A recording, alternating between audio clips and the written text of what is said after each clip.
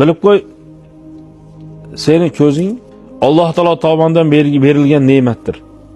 Gunoh bilan ne'mat yo'q bo'lma. Sen Alloh taolo ne'mat bilan osiylik qilmagin, ko'zni tiyishlik bilan foyda olasan. Va ogoh bo'lgin, shu gunoh qilib ne'mat sendan tortilib qo'ymasin. O'zi bitta qoida meni eslab qolinglar. Qaysiki ne'mat qadriga yetilmasa olib qo'yiladigan dalil Ka'ba bilan Qur'on.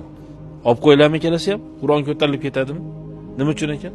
Ka'ba buzilib ketadi, nima uchun ekan? Musulmon qolmaydi yer yuzida.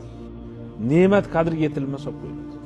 Endi domla qachongacha ko'zimizni tiyib yuramiz deyotganlarga deyapti. O'lguncha necha yil ketadi? 100 yildir boring yana.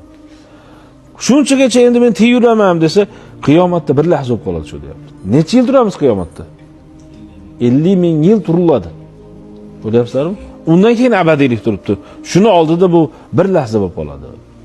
O'sha bir lahza uchun odam abadiy do'zaxga tushishga ham achinarlikda. Hech qancha yashamagan bo'ladi. Shuning uchun ham Naziyat surasining oxirgi oyati.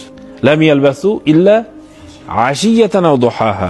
Dunyoda shu peshingacha emasda duha degani.